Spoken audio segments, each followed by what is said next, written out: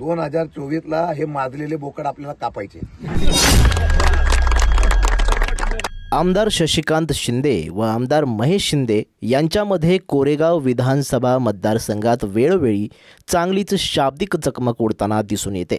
याच्याच पार्श्वभूमीवर कोरेगाव तालुक्यातील एका गावात कार्यक्रमादरम्यान गेलेले आमदार शशिकांत शिंदे यांनी हे माजलेले बोकड 2024ला आपल्याला कापायचेत हे विधान केल्यामुळे विधानसभा मतदारसंघात चांगलीच खळबळ माजलेली दिसून येत आहे। तळमळीतून या ठिकाणी न्याय मिळालेला आहे। तुमच्या बांधवांनी केलेल्या आंदोलनाला यश आलं असेल तर आता त्याचं श्रेय कोण घेत असेल आणि कोण बकरी कापत असेल, बोकडे कापत असेल? 2024ला हे माजलेले बोकड आपल्याला कापायचे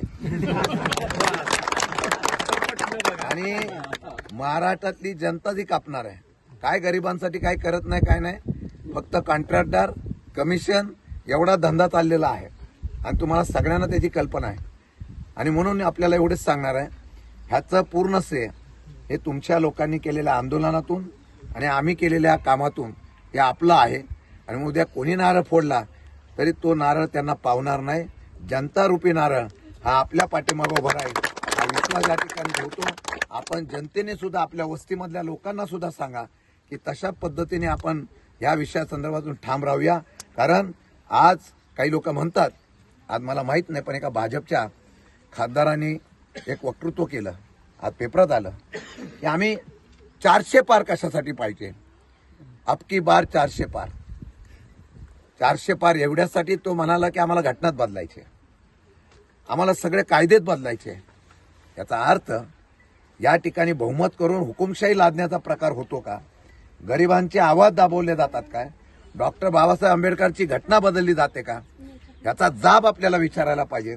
आणि त्यासाठी जे छत्रपती शिवाजी महाराज, शाहू महाराज, महात्मा ज्योतिबा फुले आणि बाबासाहेब आंबेडकरांच्या विचाराचे अनुयायी आहे, जे त्यांचे समर्थक असलेली जनता आहे, त्यांनी या असलेल्या चोरांच्या पाठीमागे उभं न राहता सत्याच्या पाठीमागे उभं राहावा।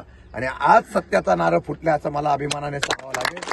अशा पद्धतीने येणाऱ्या काळामध्ये आमची ही सगळी मंडळी एकत्र होऊन एक इतिहास घडूया आणि सातारा जिल्हा हा यशवंतराव चव्हाणांचा जिल्हा, छत्रपती शिवाजी महाराज, शाहू फुले आंबेडकरांच्या विचाराचा जिल्हा आहे, हा मनुवाद्यांचा जिल्हा नाही हे दाखवण्याचा प्रयत्न आपण सगळे करूया।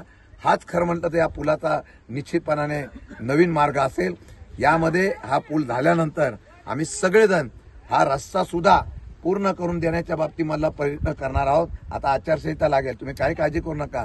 काही बोलतील आता उद्या तुम्हाला 5 कोटी देतो, यांना कोटी घेऊनच खिशात फिरतात, 50 कोटी कुठे करायचे?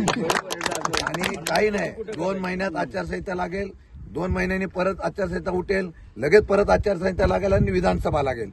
सरकार यांचं घालवायचं आणि आपला या ठिकाणी शाहू फुले आंबेडकरांचा विचाराचा मार्ग करायचा हे वचन तुम्हाला मी या ठिकाणी देतो। हा रस्ता आपणच करू आणि तो तुमच्या साक्षीने करू एवढी ग्वाही देतो आणि थांबतो। जय हिंद, जय महाराष्ट्र। परंतु आता आमदार महेश शिंदे हे कशा पद्धतीनं या आमदार शशिकांत शिंदे यांना उत्तर देतील हे पाहणं मोठं औत्सुक्याचं ठरणार आहे। सातारा जिल्हा प्रतिनिधी मुकुंदराज काकडे।